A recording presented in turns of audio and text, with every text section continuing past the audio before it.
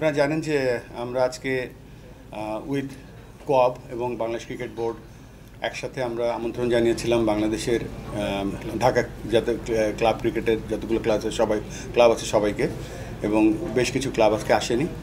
যারা এসছে আমরা আজকে একটা ফলপ্রসূ আলোচনা করেছি, এবং আলোচনায় আমাদের এখানে অংশগ্রহণ করেছে আমাদের খেলোয়াড়রা, আমাদের ক্লাবের কর্মকর্তারা, কোঅপ কর্মকর্তারা এবং বাংলাদেশ ক্রিকেট বোর্ডের কর্মকর্তারা। তো আজকে আমরা যে আলোচনার আউটকাম হচ্ছে যে আমরা সিদ্ধান্ত নিয়েছি যে ফার্স্ট ডিভিশন লিগটা শুরু করব ইনশাআল্লাহ 11ই ডিসেম্বর থেকে, এবং দলবদল তো না, যে টোকেনগুলো নেওয়া হচ্ছে সেটা আমরা যাতে অন্যান্য যারা লেফট আউট হয়েছে তাদেরকে সুযোগ দেওয়ার জন্য 5 এবং 6 তারিখ পর্যন্ত আমরা সেটা এক্সটেনশন করেছি, এবং আশা করছি যে সব ক্লাবগুলো ফার্স্ট ডিভিশনে আসবে এবং আমরা সেটা ইনশাআল্লাহ 11ই ডিসেম্বর থেকে শুরু করব। এখানে খুবই ইন্টেন্সিভ আলোচনা হয়েছে। আমরা ধন্যবাদ জানাই কোঅপের প্রেসিডেন্ট মিথুন আলীকে এবং বাংলাদেশ ক্রিকেট বোর্ডের যারা কর্মকর্তা ছিলেন এবং ক্লাব কর্মকর্তারা ছিলেন। এখানে অত্যন্ত আমি বলবো যে প্রসপেক্টিভ শুধু না, একটা ভালো আলোচনা হয়েছে, যার মাধ্যমে আমরা হয়তো এই বছরের যে ক্রিকেট সিজন আছে সেটা মাঠে গড়াতে যাচ্ছে 11ই ডিসেম্বর থেকে। এটা কি 12 দল নিয়ে হবে নাকি আপনারা কি পদ্ধতিতে হবে?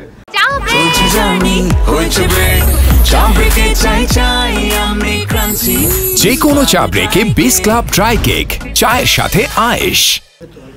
আচ্ছা, with the permission of the president, আমাদের আসলে 12 দল বলছি আমরা, আসলে এখন এক্স্যাক্টলি জানি না আমরা কয়টা টিম হবে। 12টা টিম ওরা অ্যাক্টিভলি টোকেন ট্রান্সফার করেছে, আরও 3-4টা টিম টোকেন তুলে আর জমা দেয়নি। সো আমরা এক্স্যাক্টলি জানি না কি হবে। আমরা আশা করছি ম্যাক্সিমাম পার্টিসিপেশন, তারপরে আসলে ওই 5-6 তারিখ পরে বুঝে যাবে এক্স্যাক্টলি কয়টা টিম হয়েছে। যদি বাইলজের কথা বলি, যে টিমগুলো শেষ পর্যন্ত অংশগ্রহণ করবে না তারা রেলিগেটেড হয়ে যাবে, সেক্ষেত্রে আসলে ওই টিমগুলো যে ক্লাবগুলো হবে না তাদের ব্যাপারে আপনাদের বাইলজে যাই আছে তাই। এর ভিতরে কি আপনারা আবার কমিউনিকেশন করবেন কিনা তাদের? হ্যাঁ, আমরা কমিউনিকেশন কন্টিনিউ করব with the help of cope.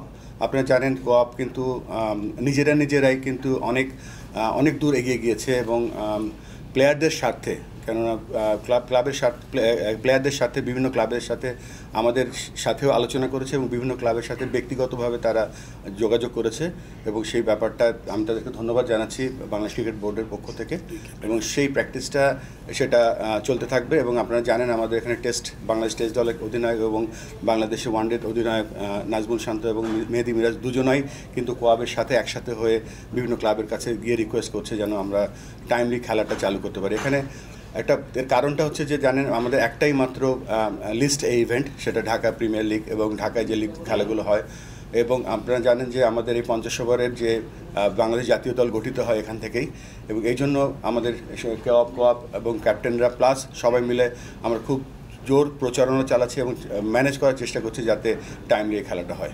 বলবেন আপনারা কতটা হোপফুল, মানে ফার্স্ট ডিভিশনের পরে সময় তো খুব কম, মানে বাকি লিগগুলোর জন্য আপনারা কতটা হোপফুল যে এবার এই বছরের ক্যালেন্ডারটা শেষ করতে পারবেন? বা তাদের তো নিচের দিকে তো বিরোধীদের আরো বেশি ক্লাব, সেক্ষেত্রে আপনারা কি ভাবনা পরিকল্পনা? আমরা আমাদের মতো চেষ্টা করে যাব, ক্রিকেট তো চলতে হবে।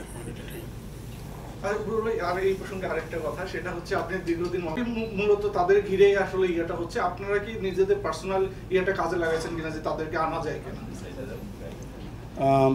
ফারুক ভাই চেষ্টা করছে, আমাদের সাথে কথা হয়েছে, এছাড়া এই ফার্স্ট ডিভিশনের টিমদের সাথে কথা হয়েছে। আপনারা জানেন যে অসুস্থ হয়ে গেছিলাম এই মাসেই, মানে ফার্স্ট উইকে শেষের দিকে। সো তার আগ পর্যন্ত ব্যক্তিগত ক্যাপাসিটিতে বেশ কিছু টিমের সাথে যোগাযোগ করেছি। আর আপনি ঠিকই বলেছেন, আই এম শিওর আমাদের বোর্ড প্রেসিডেন্ট মোহনের ক্যাপ্টেন্সি করেছে, মোহন খেলেছে, তার ক্যাপাসিটিতে সে চেষ্টা করছে, আমরা সবাই চেষ্টা করছি। আসলে একটা জিনিস আমরা মাথায় রাখতে হবে যে খেলা তো হতে হবে, সিচুয়েশন কি হবে আজকে কালকে পরশু আমরা কিন্তু কেউ ফিউচার দেখতে পারি না। খেলা মাঠে না গড়ালে 3 মাস পরে কী সিচুয়েশন হবে কেউ কিছু জানি না, কিন্তু এই 3টা মাস কিন্তু আমার থেকে চলে গেল। সো প্লেয়ারদের স্বার্থের জন্য, বাংলাদেশ ক্রিকেটের স্বার্থে খেলাটা হওয়াটা খুবই জরুরি, এবং আমি আশাবাদী এই খেলাটা খেলবো আমরা, খেলা হবে, তারপরে সিচুয়েশন আগামী দিকে হবে আগামী বলতে পারবে, বাট আমরা সময়টা যে নষ্ট করতে না চাই। এবং অলরেডি প্রেসিডেন্ট উল্লেখ করেছেন যে টাইম ফ্রেম আপনাদের জানিয়ে দিয়েছে। আমি একটু এক্সটেন্ড করি এখানে, যে আমার একটু মোহামেডানের সাথে সম্পর্ক ভালো ছিল, কেননা আমি বহু বছর খেলেছি সেখানে, সেই অধিকার নিয়ে আজকে মোহামেডানের যিনি ক্লাবের চেয়ারম্যান তার সাথে কথা হয়েছে এবং তিনি আমাকে গ্রিন সিগন্যাল দিয়েছে। ইনফ্যাক্ট কবের প্রেসিডেন্ট মহোদয় এখানে আছেন, তিনি আমাদেরকে রিকোয়েস্ট করেছেন এবং বেশ কিছু প্লেয়ারও সেখানে ছিলেন। আমরা আশা করছি যে হয়তো 11 তারিখে খেলা শুরু হওয়ার সময় তার আগে আমরা জানতে পারবো যে এই শুধুমাত্র ফার্স্ট ডিভিশনে কয়টা ক্লাব লেফট আউট থাকে বা না আসে খেলতে, এবং যে খেলোয়াড়গুলো সুযোগ না পাবে আমরা ক্লাবের সাথে আলোচনা করেছি, একটা ফলপ্রসূ কিছু করতে চাচ্ছি। সেটা হতে পারে যারা খেলার সুযোগ পাবে না তাদেরকে দিয়ে শুধুমাত্র একটা ক্রিকেট বোর্ড একটা ইভেন্ট চালু করতে পারে যাতে কেউ লেফট আউট না থাকে। তাহলে কি হলো আসলে সমাধান, যে আরেকটা টুর্নামেন্ট আটদল নিয়ে? না, এর আরেকটা সমাধান হচ্ছে তাদেরকে খেলার ব্যবস্থা করে দেওয়া। নির্ভর করছে আমরা যখন 5-6 তারিখের পরে জানতে পারবো যে কতগুলো ক্লাব আলোচনার পর্যায়ে আছে। এক্স্যাক্টলি ফরম্যাটটা কি ফরম্যাটে আমরা খেলাটা চালাবো, কিভাবে হবে, এটা এক্স্যাক্টলি এই মুহূর্তে শিওর না। বাট প্রেসিডেন্ট চিন্তা করছে যে যেই দলগুলো যদি নাই আসে কোনো দল, তাদের ওই প্লেয়ারগুলোকে নিয়ে আমরা কি করতে পারি, ডেফিনেটলি একটা সলিউশন আমরা চেষ্টা করছি। কোয়াবের প্রেসিডেন্টও আমাদের একটা আইডিয়া দিয়েছেন, এটা তার থেকে আসছে। তারপর প্রেসিডেন্ট তো বলেছে যে তাদের নিয়ে আমরা এমন একটা কিছু করবো যে তাদের একটা খেলার ব্যবস্থা হয়, ফাইন্যান্সিয়ালি দিয়ে তারা বেনিফিটেড হয়, এটা আমরা চিন্তা করেছি আর কি এই মুহূর্তে। বাট এক্স্যাক্টলি কি করতে যাচ্ছি এটা এখন আমরা ডিসাইড করতে পারিনি। মিথুন ভাই, আপনার কাছে আসলে প্রশ্ন, মানে ঢাকা লিগগুলো কতটুকু গুরুত্বপূর্ণ এবং আপনাদের আসলে স্ট্যান্ডটা কি থাকে? দেখেন, আমরা সবসময় একটা কথাই বলে আসছি বা একটাই চেষ্টা, কিভাবে আমরা খেলতে পারি। আমাদের একটাই উদ্দেশ্য, প্লেয়াররা যেন কোনোভাবে বঞ্চিত না হয়। দেখেন, এখানে যা কিছু হয়েছে এখন পর্যন্ত, এর সাথে খেলা বন্ধ থাকা কোনোভাবে রিলেটেড হতে পারে না। কারোর সাথে কারো ব্যক্তিগত সমস্যা থাকতে পারে, কিন্তু সেটা খেলাই কেন ইফেক্ট করবে? প্লেয়ারদের তো কোনো দোষ নেই এখানে। প্লেয়ারদের এখানে ধরেন এখন পর্যন্ত যা কিছু হয়েছে, এখানে প্লেয়াররা কি করতে পারে, কিন্তু বঞ্চিত হওয়ার সময় কিন্তু প্লেয়াররাই হচ্ছে। সেই জন্যে আমাদের একটা লম্বা আলোচনা হয়েছে, অনেক আপনারা জানেন অনেক লম্বা সময় আমরা আলোচনা করে লাস্টে আমরা কোয়াবের পক্ষ থেকে আমরা প্রেসিডেন্ট স্যারকে আমরা রিকোয়েস্ট করেছি এবং ওনার কাছ থেকে আমরা জানতে চেয়েছি যে যেই ক্লাবগুলা যদি না আসে, আমরা এখনও আশাবাদী প্রত্যেকটা ক্লাব আসবে, যদি না আসে এদের এই প্লেয়ারগুলা যেন কোনোভাবে বঞ্চিত না হয়। এই গ্যারান্টিটা যখন ক্রিকেট বোর্ড দিয়েছে, আমরা বিশ্বাস করি যে আমাদের কোনো ভাই বঞ্চিত হবে না। প্রত্যেকটা প্লেয়ারই এখান থেকে, যদি ক্লাবগুলা নাও আসে, বিসিবি ওনাদের জন্য আর্থিক এবং খেলার ব্যবস্থা করে দিবে। মিথুন ভাই, বিসিবি তো ট্রাই করছে ক্লাবগুলোর সঙ্গে কথা বলে নিজেদের মতামতটা দিতে। দেখেন, আমরা দুই পক্ষের সঙ্গে যোগাযোগ করেছি। আমরা কিন্তু এটা লাস্ট 2 মাস ধরে আমরা চেষ্টা করে যাচ্ছি। আমরা বুলবুল ভাইয়ের সঙ্গেও 2 বার বসেছি, আমরা ক্লাবগুলোর সঙ্গেও অনেকবার বসেছি, কথা বলেছি, কিন্তু বিষয় হচ্ছে যে আজকের আগ পর্যন্ত আমরা এমন কোনো রেজাল্ট পাইনি কোনো পক্ষ থেকে যেটা আমরা আশাবাদী হতে পারি। বাট আজকে মিটিং শেষে একটা আলোচনার শেষে একটা জায়গায় দাঁড়িয়েছে যে বিসিবি যেহেতু আমাদের গার্জিয়ান, যদি কেউ বঞ্চিত হয় এখান থেকে, ক্লাবগুলো যদি না আসে, এই প্লেয়ারগুলোর সম্পূর্ণ দায়িত্ব এদের আর্থিক এবং খেলা দুই দিকটাই বিসিবি ইনশিওর করবে।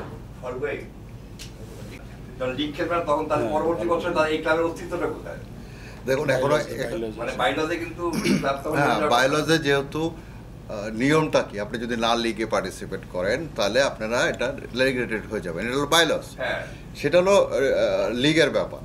আর আপনার প্রশ্নটা হলো যে এই প্লেয়ারদের, আপনার কি প্রশ্নটা ছিল এরকম যে প্লেয়ারদের যদি আপনারা সবকিছু করেন, মানে ক্লাব খেললো না এবং তারপর আপনারা ব্যবস্থা করলেন যে ক্লাবে আর্থিক যে ক্লাবগুলো খেললো না তাদের পরবর্তী বছরের স্ট্যান্ডিংটা কোথায়? পরের বিভাগে নেমে যাবে, এটা তো বায়োলজি অনুযায়ী একদম। একটা প্রশ্ন করছে আমরা যেসব নিউজ দেখি যে তারা যত কিছুই আপনারা অফার করেন না কেন, তারা এটাতে রাজি হচ্ছে না, মানে ওই জায়গাটায় আপনারা কোনো আলাপ আলোচনা করেছেন? এটা কি ব্যাটল অফ ইগো না তো, এটা একটা এজেন্ডা। আপনি দেখেন, এটা তো অ্যাকচুয়ালি ইগো, দুইটা পার্টিতে যখন রেষারেষি হয়, এটা রেষারেষি না, একটা পার্টিকুলার পার্টি তারা সংক্ষুব্ধ হয়েছে কোনো একটা পার্টিকুলার ব্যাপারে যেটা ক্রিকেটের রিলেটেড না। আমার যে কোনো টিমটাকে রেলিগেট করা হয়েছে, কোনো করেছে বা আনফেয়ার মিন্স করা হয়েছে কোনো ক্লাবের বিরুদ্ধে, এক্স্যাক্টলি না, এটা একদম আলাদা একটা কারণ। এই কারণটা যদি আপনি না এগিয়ে আসেন, অ্যান্ড মানে আমার একটা ক্লাবের প্রতি club we are so indebted to them. Bangladesh ক্রিকেটের club he is a product of Bangla, মানে ক্লাব ক্রিকেট, আমি প্রোডাক্ট। এরা তো this young generation is very good, they are lucky in a way, তারা একটা 15, 17, 19, বাট আমরা কিন্তু অ্যাবসলিউটলি বাংলা ক্রিকেটে চান্স এবং ক্লাবের কাছে আমরা অত্যন্ত ঋণী যে এই ক্লাব ক্রিকেট আজকে আমাদের বাংলাদেশ ক্রিকেটের ভিত্তির উপর দাঁড় করে। আপনি জানেন যে আমাদের ডিস্ট্রিক্ট ডিভিশন অনেক খেলা হয় না, কিন্তু তার সাথে সাথে এটা আমাদের বলতে হবে, এটা মাথায় রাখতে হবে যে আমাদের এখন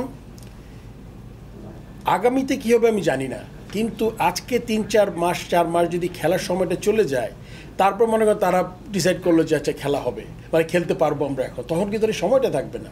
সো আমাদের এই মুহূর্তে খেলাটা চালু করতে হবে এবং চালু করে, এবং ক্লাবগুলোকে আমি বলবো যে আপনারা আপনাদের যাই থাকুক আপনাদের মধ্যে, এটা আপনার অনেক ধরনের মানে প্রোটেস্টের মিনস আছে, ওগুলো আপনি করতে পারেন, কিন্তু খেলা তো চলতে হবে। কেননা আমাদের যে সবচেয়ে বড় উপাদান, মানে খেলার মধ্যে সবচেয়ে বড় মানে প্লেয়ার হলে প্লেয়াররা, সো এদের তো ক্ষতিগ্রস্ত করা যাবে না, যেটা আমরা সবাই জানি। আমরা বোর্ড থেকে যেরকম বিশ্বাস করি, ক্লাবরা বিশ্বাস করে, তাহলে তারা এতদিন টিম চালাতো না। সো ওই প্লেয়ারদের স্বার্থের কথা চিন্তা করলে আমি বলবো যে আপনারা খেলায় অংশগ্রহণ করেন, খেলার পরে তারপর যদি অন্য কিছু থাকে আপনাদের মতে সময় মধ্যে যদি খেলাটা হয়ে যায়, তারপরে আপনারা যদি কিছু প্রোটেস্টের কোনো জায়গা থেকে আপনারা করবেন। এই মুহূর্তে আমার মনে হয় খেলাটা মাঠে করাটা খুব জরুরি।